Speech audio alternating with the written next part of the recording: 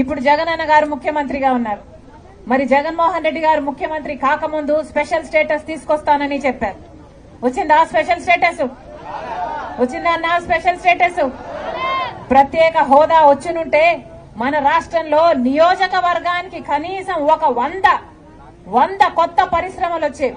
అంటే ఎంత అభివృద్ధి జరిగి ఉండేది, ఎన్ని ఉద్యోగాలు వచ్చుండేవి, ఎంత బాగుపడేది మన రాష్ట్రం. కానీ స్పెషల్ స్టేటస్ ను తాకట్టు పెట్టాడు జగన్మోహన్ రెడ్డి గారు, బీజేపీ పార్టీ.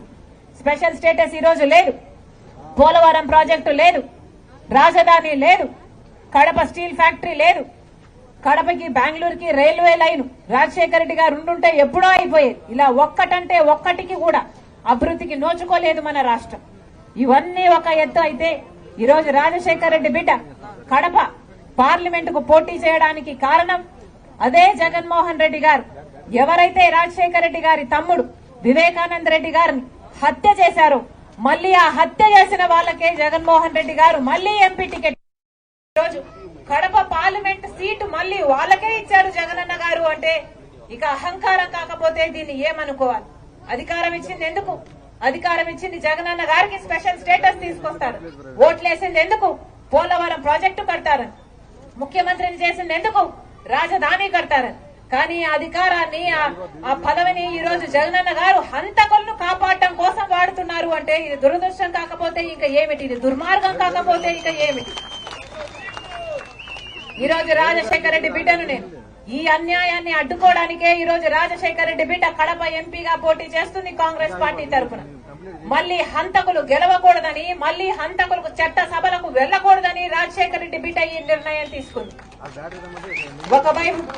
ఒకవైపు నేను రాజశేఖర రెడ్డి బిడ్డనున్నాను, ఇంకోవైపు రాజశేఖర రెడ్డి తమ్ముడు వివేకానంద రెడ్డిని హత్య చేసిన అవినాష్ రెడ్డి ఉన్నారు. ఎవరిని ఎంచుకుంటారో నిర్ణయం మీ చేతుల్లోనే ఉంది. ఒకవైపు న్యాయం కోసం నిలబడ్డ నేనున్నాను, ఇంకోవైపు అధికారాన్ని వాడుకుంటున్న అవినాష్ రెడ్డి ఉన్నాడు. ఒకవైపు ధర్మం కోసం నిలబడ్డ నేనున్నాను, ఇంకోవైపు డబ్బుతో అధికారం పొందాలనుకుంటున్న అవినాష్ రెడ్డి ఉన్నాడు. ఎవరిని గెలిపిస్తారో నిర్ణేతలు మీరే. ఒక్కసారి ఆలోచన చేయండి. న్యాయం అన్నది గెలవాలి అంటే ప్రజలు దాని పక్షాన్ని నిలబడాలి. మీ భవిష్యత్తు బాగుండాలి అంటే కాంగ్రెస్ పార్టీ అధికారంలోకి రావాలి.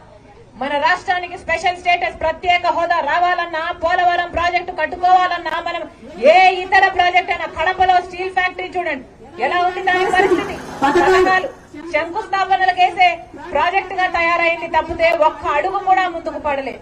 రాజశేఖర రెడ్డి గారు ఉంటుంటే ఈ పాటికి కడప స్టీల్ ఫ్యాక్టరీ అయిపోయేది కాదా? వాస్తవం కాదా? ఒక్కసారి ఆలోచించండి. మన బిడ్డల భవిష్యత్తు బాగుండాలన్నా, మన రాష్ట్రం అభివృద్ధి చెందాలన్నా, ఈ హత్య రాజకీయాలకు స్వస్తి పలకాలన్నా జగనన్న గారిని, అవినాష్ రెడ్డి గారిని ఓడించాల్సిన అవసరం ఉంది. మరొకసారి కాంగ్రెస్ పార్టీని ఆశీర్వదించాలని, రాజశేఖర రెడ్డి బిడ్డగా కాంగ్రెస్ పార్టీ తరఫున ఎంపీగా పోటీ చేస్తున్న నన్ను ఆశీర్వదించండి. అలాగే బద్వేల్ నియోజకవర్గం జ్యోతమ్మ స్థానికురాలు, మీ దగ్గర ఉండే మనిషి, మీకు సేవ చేయాలనుకుంటున్న మనిషి, ఆశీర్వదించాలని, గొప్ప మెజారిటీతో గెలిపించాలని రాజశేఖర రెడ్డి బిడ్డ శిరస్సు వంచి చేతులు జోడించి మనస్ఫూర్తిగా కృతజ్ఞతలు చెప్పుకుంటుంది. హస్తం గుర్తుకే, హస్తం గుర్తుకే, హస్తం గుర్తుకే.